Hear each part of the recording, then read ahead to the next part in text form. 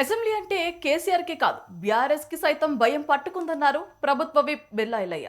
Assembly అంటే BRS ఎమ్మెల్యేలు పారిపోతున్నారని ఎద్దేవా చేశారు.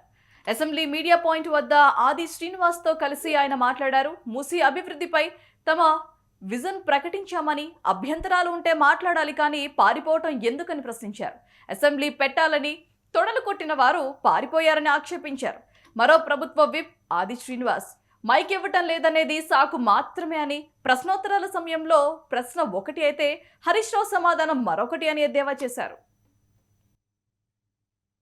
అసెంబ్లీలో ప్రతిపక్ష నాయకులు తెలంగాణ ప్రజల ఆకాంక్ష మేరకు ఏదైతే తెలంగాణ ప్రజలు ప్రతిపక్ష హోదా ఇచ్చిరో, ప్రజల సమస్యలు అసెంబ్లీలో గలమెత్తాలే, ప్రభుత్వంతో చర్చించాలనే చిత్తశుద్ధి లేక వాళ్ళు చేసిన తప్పులు, వాళ్ళు చేసిన అప్పులన్నీ బయటపడతాయని చెప్పి ప్రతిపక్షాలు వాకౌట్ చేయడం చాలా దుర్మార్గం. గత 10 ఏళ్లుగా ధనిక రాష్ట్రాన్ని అప్పుల రాష్ట్రంగా చేసి తెలంగాణకు రావాల్సినటువంటి నీటి వాటా విషయంలో కానీ, తెలంగాణకు రావాల్సినటువంటి అన్ని విధాల దాచుకొని నిన్న అసెంబ్లీలో తోక ముడిచి ఇంటికి పోయిన సంగతి తెలంగాణ ప్రజలంతా కూడా నిన్న చూసిరు.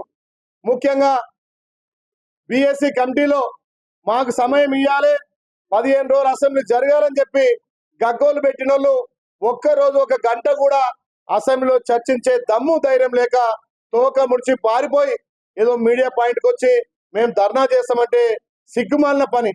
తెలంగాణ ప్రజలు మీకు ప్రతిపక్ష హోదా ఇచ్చిర్రు, ప్రభుత్వానికి సూచనలు సలహాలు ఇవ్వమని చెప్పి ప్రతిపక్ష హోదా ఇస్తే ప్రతిపక్ష నాయకుడు మేము ఫామ్ హౌస్ పరిమితం అవుతాడు.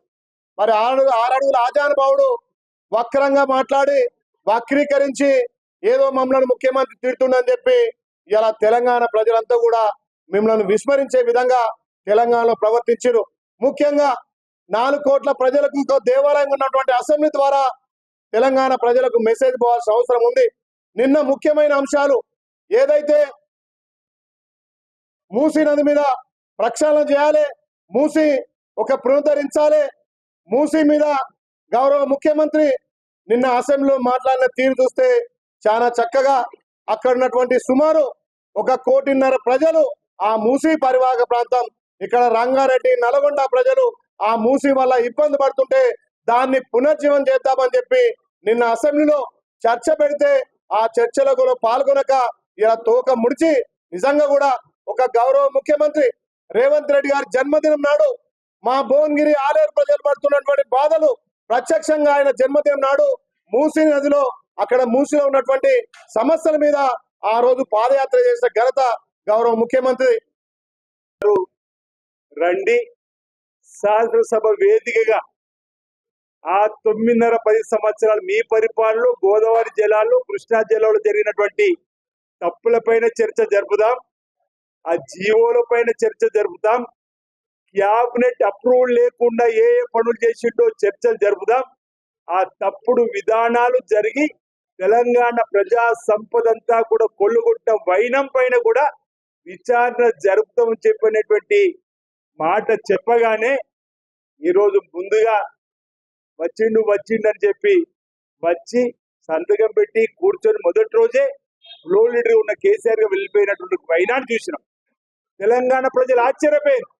అరే, కృష్ణా జిల్లాలో కాంగ్రెస్ పార్టీ ఏదో అన్యాయం చేసింది అన్నటువంటి వీళ్ళు తీరని అన్యాయం చేసి ఫ్లో లీడర్ గా ప్రతిపక్ష నాయకుడు ఉన్నటువంటి కేసీఆర్ ఎందుకు శాసనసభకు వెళ్తలేరంటే సమానం లేదు.